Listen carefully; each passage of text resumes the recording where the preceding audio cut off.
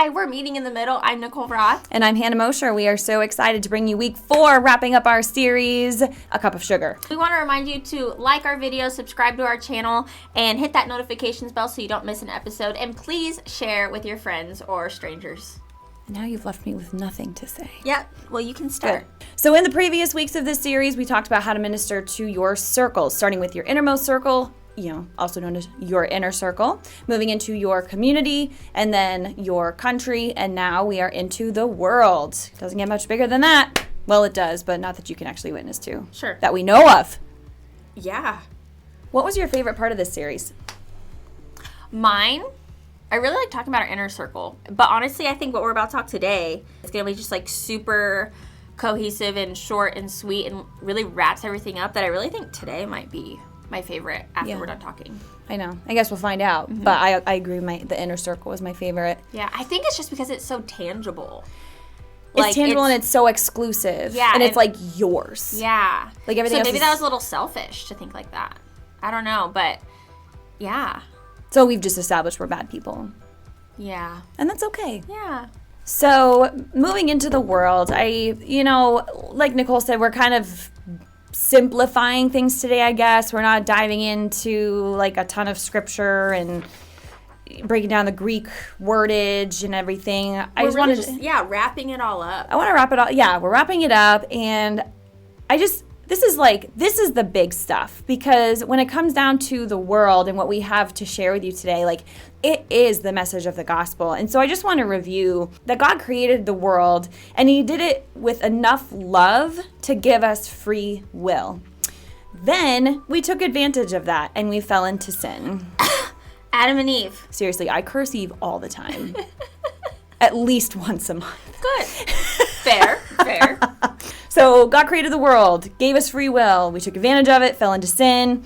Nothing we will or can do can save us. So God had to send a sacrifice on our behalf. Mm-hmm. And the last thing Jesus said before leaving was, go and make disciples of, what are you laughing at?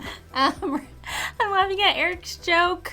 Oh my gosh. So next week is Easter weekend, and at Hannah's church they're doing like a 3-part thing where Good Friday they're doing like a funeral service, and Saturday they're doing the Easter egg hunt, Sunday Easter service, blah blah blah.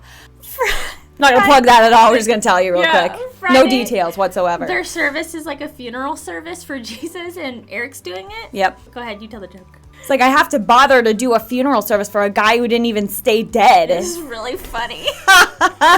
It was really good, and I hope we did that joke justice. Yeah, we didn't, but that's okay. It was so good. I hope someone in the audience laughed. Yeah. We're back Okay, in. yeah, we're going to summarize all of that again. So it's just so important. I just have to do it all like in sequence. Yeah. So message of the gospel, the world. God created the world with enough love to give us free will. We took advantage of free will and fell into sin.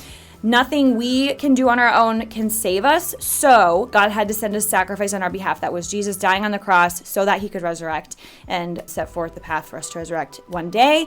The last thing Jesus said before leaving for heaven after everything was said and done was, go and make disciples of all nations, baptizing them in the name of the Father and the Son and the Holy Spirit, and teach them to obey everything I have commanded you. That's from Matthew 28:19-20. This altogether is the message of the gospel. This episode is the most important because it is the purpose behind our entire existence as Christians. It's the most significant because all of our circles obviously exist within the circle of the world. And just going off of that, I feel like this message can also be a little harder to grasp, and especially with all that Hannah just said, it could be overwhelming. Just like making disciples of all the nations, which is the whole world. Like, how am I supposed to do that, When in reality, it's all a domino effect from everything that we just taught you in the last 3 weeks. Like, everything that comes from your inner circle to community to nation into the world, it's a domino effect. You don't know who you're impacting, and then they're going to impact someone, and they're going to impact someone, and that's reaching the world in and of itself. And so Jesus is being reached everywhere by the little steps you're making, even from that first little step in your inner circle. This whole podcast kind of started as like pastors' wives. That was like our big connection. And one big thing with pastors' wives is living above reproach and setting an influence and being the example. And we talked a lot about that in your Inner Circle episode. But I think that it's so important that you emphasized that you never know who you're going to impact. So, I mean, even not just as pastors' wives, but as Christians, like we should be on our A game at all times, because you never know who you're going to pass. In last week's episode, or in the community episode, one of them, I said you could pass someone in a grocery store and literally change their life just by smiling at them. Like things happen. God works and plants seeds in ways that we don't understand. So that domino effect is like, you need to keep that in the forefront of your mind so that you can make that a reality. Yeah. So going on into this message, we are going to kind of tackle it the way we tackled how we evangelize and bear witness to our country, but we're going to do it more in the broader sense for our world. Again, it's going to be fairly short and sweet, but we're going to look at the 3 ways to evangelize and bear witness is through prayer, move, and be social. On the idea of prayer, I wanted to reference again what Hannah was saying in Matthew chapter 28, but I'm going to actually kind of quote it from Mark. And Jesus said, go into all, just a different translation, different author, same gospel. Yeah, same message. Yeah, but just different author. And I like how he said, go into all the world and preach the gospel, which is obviously the same thing as go and make disciples of all the nations. But using this as an opportunity to also pray for those who can physically go out into all of the world, into all the nations. Because if you can't physically do that yourself, you have the opportunity and the obligation to pray for those who can. And for us to continue to pray for ourselves, to be courageous and to go out with fire of the Holy Spirit leading us in this crazy un-Jesus-like world into even just, so the idea of world also could even mean just going out into your community again. Like, it doesn't necessarily mean you have to travel across the ocean or across like vast lands to say that you're covering the world, but just doing your part as a whole. Are you doing all the things that you need to do for your inner circle? Are you doing all the things you need to do for your community and nation? It's literally everything compact into one, because again, it's that domino effect that will eventually reach out all around our world, if that makes sense. And I think to speak to that, like, your world is only as big as you make it, right? So if you're working in your inner circle, your community, and maybe even your country, but if you stop there, that's your world, that's fine. But I think that it's important too, like if you're actively ministering to those groups, what does Eric always say? A goldfish only grows as big as its tank. So the bigger the tank, the bigger you're gonna grow. And so to push yourself into those outer limits, literally, maybe those outer countries or overseas, I think that that's important to kind of push at least once. To see, because there's so much that we just don't know. Well, I just think it's so interesting that we are so small and we're stuck in such a small spot compared to the world. Like, why would God make the world so big? Yeah. And so I love the goldfish analogy, because that's so true even with our, like, if you view our faith and our Christian life as that goldfish, it really is only going to grow as big as you're going to let it. And so one of the biggest ways to grow our faith in any capacity is through prayer, because that's a direct conversation with the Lord to grow your faith. So after prayer, it's move. And that's kind of what I was saying, like making your fish tank bigger. And like, yes, that's certainly done by praying for things greater than just your community or country. But it is hard for me to speak on this other than prayer, because I've never been on a missions trip. I've done local missions trips and I've served in my church and stuff for my community, but I have never flown overseas. I've certainly never, I've built homes, but again, it was all local stuff. And so I hope that our church, we are currently looking into going to Liberia next year, so I would really like that opportunity. So that said, Nicole, do you have any tips? Because I would love to hear about your experience moving and doing the missions abroad. Before I go into talking much of what I did, I guess I had gone to Cambodia twice, but I wanted to also touch on what we were saying in the beginning of the episode of like that domino effect idea. Brandon and I know a couple, and he went to high school with the man, Jared. It's Jared and Emma. They're missionaries. They're long-term missionaries in Peru, and they are actually doing they are actually being Jesus' hands and feet there where Jesus is not there at all. Like, they're in a remote village, a jungle, maybe. I'm pretty sure it's a jungle. I could be saying that wrong. It could be just like a field or something. I don't know. The mountains. I don't know. I'm pretty sure it's the jungle in Peru. It's some kind of land. Right, but it's important. But so it's like this really far away village where it takes them forever to get there from Lima, Peru, and it's so incredible. And they're raising babies and kids there. It's incredible. Anyways, what I was saying is, sometime in their life, in their inner circle, whether it was their family and friends or their community, which it was their youth group or whatever, or maybe it was in their nation when they went to some sort of like youth conference or something, someone made such a difference in their life through Jesus Christ that now they had a calling and an open door to go to Peru and be Jesus' hands and feet. And so that's what I'm saying, is that domino effect is, maybe you might not necessarily be the one traveling, but whoever you are speaking to or have a relationship with, that might be your way of reaching the world, because they might be the ones that will be called to go somewhere, and they might not have had that experience without that relationship with you. So when we talk about reaching the world, it really is everything from the inside out, that domino effect that we keep talking about. But anyway, and then as far as me, like, I could say the same thing about myself when I was called to go to apply for a mission trip through my school to go to Cambodia. Like, there were so many influences in my life that if I didn't decide to go to Northwest Christian University, now Bushnell University, I would have never gone to Cambodia and made the relationships with people there.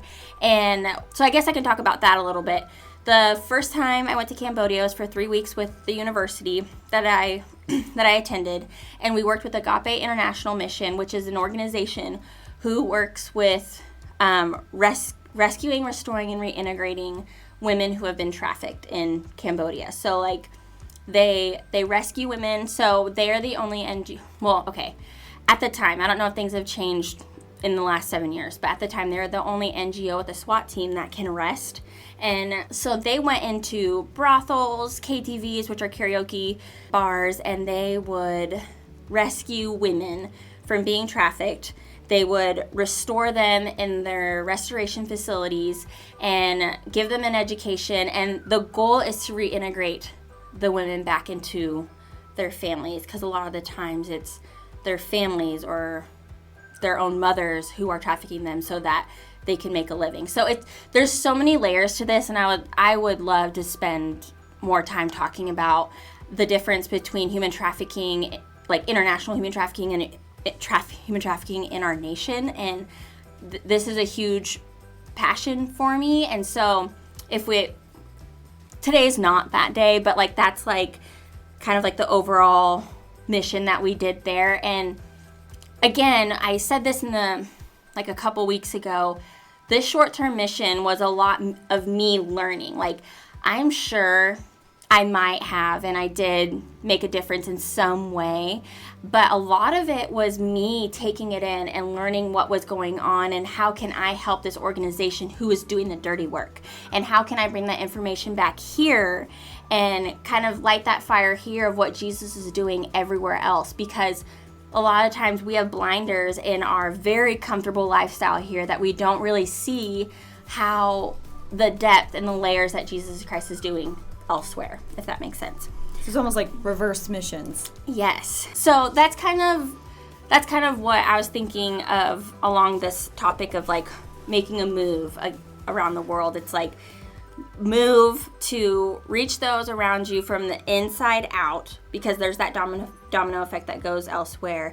And then if you do get the opportunity to go on a short-term missions and learn, just know that what you're doing wherever you're going is going to be a huge impact for yourself to, number one, humble yourself, and to bring that information and the things that you've learned back home so that we can be better too. I went back the second time. So you went back? Yeah. I went back the second time, my senior year. After graduation, the next day we got on a plane, went back for 3 weeks, did this for essentially the same thing, and then my college roommate and I stayed for an extra 3 weeks while the school went back to the States, and we taught English for a week, and then we went back to Agape's, one of their centers there, and we just did some work there. Like, we sanded desks and painted desks for their school and things like that. So, yeah, so we just did some extra work there after the school went back because we wanted to stay longer and continue building those relationships, because that's also a huge part of short-term missions is, like, you have enough time to build a relationship in that time so that you can stay connected, especially it's so easy now with the interwebs. And we'll get into that. To keep those relationships going, because that's what the Lord wants us to do, is to make brothers and sisters in Christ. Yeah. That's a perfect segue into the next step, which is be social. Yeah. So I'm taking this be social a little bit different route than I did last time. Like, obviously the same things apply. Like, be friendly with people. You never know who you're going to make the impact with or who might impact you. And then obviously being social and being, you know, living above reproach, as I said before, like on social media and stuff. You never know who you might reach, whatever. But I want to take it a little bit different route because I think it's important here to talk about what we do and have done. And what I mean by that is when you're a churchgoer, it tends to be ingrained that we do things for people without the glory, right? And which is implied, like you shouldn't want to. The Pharisees, right, when they're in the temple and they're like, oh, I'm praying, you know, like obviously that kind of thing. Like the gloating. The gloating and, you know, people, oh, it's bragamony, that kind of thing. But it's important, going off of what you said, especially when you're doing missions like going away and coming back, to talk about what you did and what the needs are. And, you know, some may look at that as like, oh, I'm spotlighting all of the work that I did. But as long as your heart's in the right place, I think that that's perfectly reasonable to do, and it's actually, we're called to do it. We're called to let our light shine before men in Matthew 5:16. In the same way, let your light shine before others, so that they may see your good works and give glory to your Father who is in heaven. So, you know, it's not all about the crowns and the jewels and not getting like the thank yous and things like that. Like, as long as your heart's in the right place, I think it's important to show people what you do. And that's something I struggle with. I'm the marketing director for our church, and we host events all the time. And so obviously we advertise for the events, but it's what do I do with that information then afterwards? And it was kind of a struggle of mine. Like, you know, we did the Christmas Eve service, and so badly did I want to say, this is what we did, and show all the pictures and stuff. And like, we served our community hot chocolate and did all this great stuff. And because it seems like, oh, we're bragging about it. Like, this is what we did. And obviously that's on my heart. And I hope that I don't think it's anyone else's in leaderships here. So I brought this to our lead pastor, and he said something that really stuck with me. He reassured me with this simple fact that we are a church that speaks truth and will ultimately lead people to Christ, among many today that are not. So we want and need people to be attracted to our church and visit us, because if we don't have that happen, those people could be in the wrong churches learning the wrong things. So that was just something really interesting. So that made my job a little bit easier, trying to figure out like what I should post on social media, and you know, hey, this is what we do, and this is what we can offer, and this is what we did. And so anyway, just a little tidbitty about that. So if you do something good, don't be afraid to share it, as long as your heart's in the right place. Right.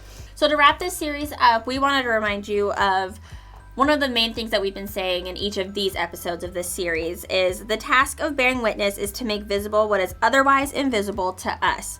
So we need to remember that sometimes our efforts could feel invisible, but they're not. So as long as you have your heart in the right place and knowing that that place is firm in Jesus Christ, then you are bearing witness and evangelizing the way you should be. And what we mean by invisible is, you know, when we're talking about the world here, like how much of a difference can I really make praying for the world, or going on a 3-week missions trip, or posting something on social media? Like, how much of a difference can I actually make? You can make a world of difference because of the domino. Exactly. That was a perfect analogy. Yeah. And I had this written in the beginning, but I feel it's more appropriate to say it now, that, you know, we joke in these times like, oh, you know, when we're in pain or when horrible tragedies happen, like, oh, you could come back anytime now.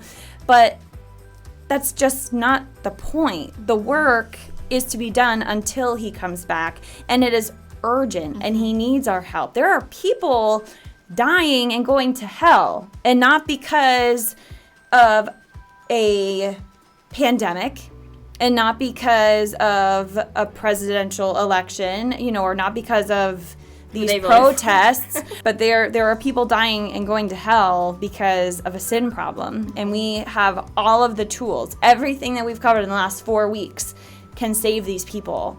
And so I'm really trying to check myself, like, I'm not going to rush him coming back because I have work to do. Oh, that's so good. So we got work to do, people. We got work to do. Get on it. Turn us off. Give that cup of sugar away. We want to thank you for joining us this series. Stay tuned for our next series on social media. Please like our video, subscribe to our channel, hit the notifications bell, and share our stuff. Have an awesome week.